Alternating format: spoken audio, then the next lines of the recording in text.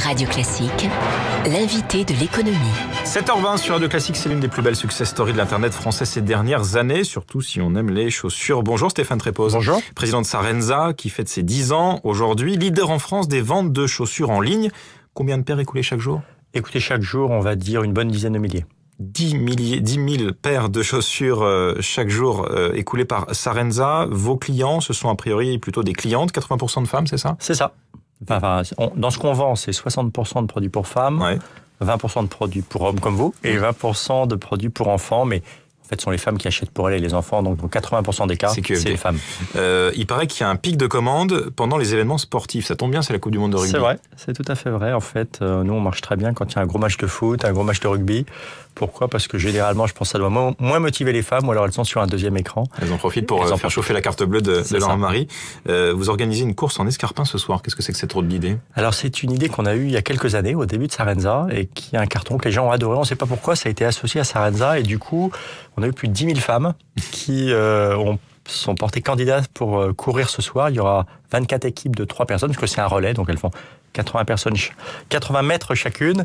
Et ce soir, il y a des surprises. Ça va pas être comme d'habitude une ligne droite, donc ça va être extrêmement drôle, je pense. Bon, voilà comment fêter dignement les 10 ans de Sarenza. 200 millions d'euros de chiffre d'affaires cette année. C'est ça. Le double en 2019, c'est l'objectif ? Ah non, on l'a même triplé d'ici 2019. On vise 500 millions d'euros de chiffre d'affaires. 500 millions d'euros, comment on fait ? On va à l'international, parce que la France ne suffit pas ? C'est ça. L'international, l'année dernière, c'était un quart de notre chiffre d'affaires. Là, le mois dernier, c'était 40%. Et donc, on va passer... Sarenza sera plus à l'international qu'en France dans l'année prochaine, en gros. Et donc, ce qu'on fait, c'est qu'on investit énormément. On est dans 26 pays en Europe. Alors, on fait tout depuis la France. Donc, nous, nos 300 salariés sont tous à Paris. Notre entrepôt est en région parisienne. Et on restera dans ce modèle-là. C'est-à-dire que toutes les chaussures sont exportées de notre entrepôt vers toute l'Europe. Les retours éventuels reviennent aussi à l'entrepôt. Donc, on paye 100% de nos impôts en France. On fait tout depuis la France. En revanche, au bureau, on a 15 nationalités différentes. Donc, on a des Italiens, des Espagnols, des Polonais, des Allemands, etc. Tout depuis la France avec une particularité, un service haut de gamme, on va dire, livraison en 24 heures et retour possible dans les 100 jours qui suivent la commande. Absolument. Alors, le truc important, c'est que c'est livraison gratuite en 24 heures. On est le seul e-commerçant d'Europe à faire ça. Personne d'autre le fait. Et on le fait en France, au Benelux, en Allemagne. Effectivement, 100 jours pour retourner le produit. Donc, si vous avez changé d'avis, si la pointure vous va pas, vous le renvoyez. Et en plus, on vous rembourse en cash. Donc, le principe, c'est chez Sarenza, c'est que vous ne prenez aucun risque et normalement, vous devez être toujours content. 20% de retour en moyenne, c'est ça. Je crois que c'est le chiffre que vous annoncez. On arrive à être rentable avec tout ça ? On est rentable. On a fait une des plus grosses levées de fonds de l'Internet français de ces 4 dernières années en 2014. Donc oui, on est rentable. Là, on va perdre de l'argent pendant 2 ans parce qu'on investit à mort en pub télé dans 8 pays en Europe. Mais après, on sera extrêmement rentable à nouveau.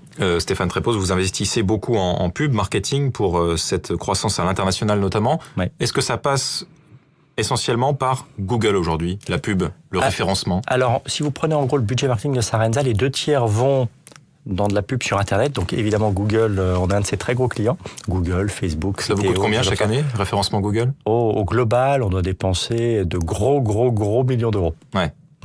C'est secret. Oui. Bon. Et le reste ? Le reste, de la pub télé. On est une des très rares marques françaises qui fait de la pub télé dans 8 pays en Europe. Et pas un peu de pub télé, beaucoup de pub télé au même niveau qu'une marque de voiture, par exemple. Donc voilà, c'est beaucoup de ça. Puis on embauche beaucoup de monde. On a embauché 100 personnes cette année, on embauche 100 personnes de plus l'année prochaine. Donc on investit un peu partout. On peut parler des embauches. Il paraît que vous avez du mal à recruter des informaticiens, notamment des informaticiennes, puisque vous êtes sur la parité, je crois, en termes de... Totalement. Alors...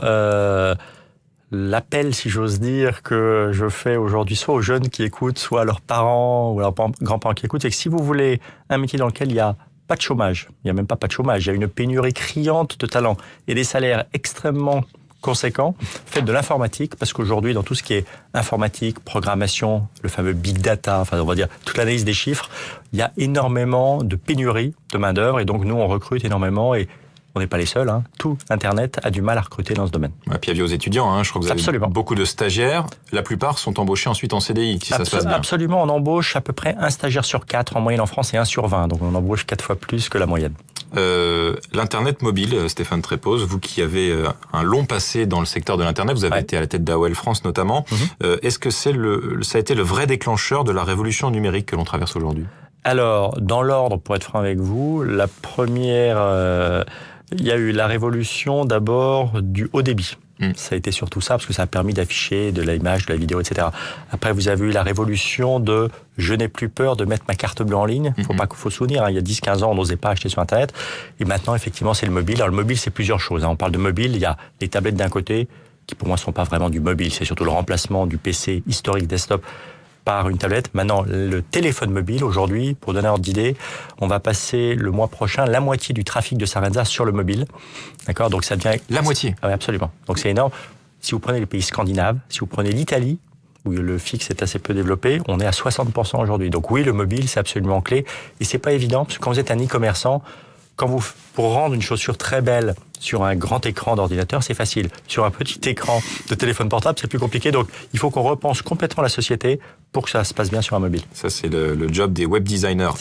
Le marché de la chaussure en ligne, c'est 10% des ventes en France, je crois. 800 millions d'euros. En Grande-Bretagne, on est à un quart, a priori. On ne doit pas être loin de ça, oui.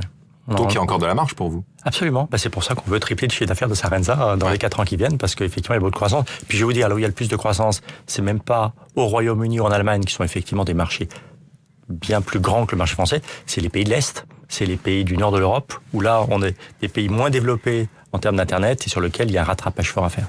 Blablacar, le leader du covoiturage en Europe aujourd'hui, rachète à tour de bras ses concurrents dans tous les pays. Sarenza, lui, se contente de croissance organique. Tout à fait. Croissance interne. Stratégie assumée, qui est pas un peu risquée? Non, qui est totalement assumée. Alors Blablacar, c'est une réussite phénoménale. J'adore Fred Mazzella et c'est top de voir une belle boîte française réussir comme ça partout. Nous, on ne le fait pas pour une raison simple, c'est que je pense que c'est une mauvaise utilisation de notre capital. Vous avez un capital, vous pouvez décider de faire un entrepôt. Nous, on a préféré sous-traiter. Vous pouvez décider de racheter des entreprises, mais là, vous diluez. Nous, on considère qu'on a une telle croissance organique de Sarenza que je préfère 20% cette année. Oui, on va faire même plus. Donc, on a meilleur compte à investir dans les équipes, dans les services. La livraison gratuite en 24 heures, ça coûte beaucoup d'argent. C'est un investissement qu'on fait.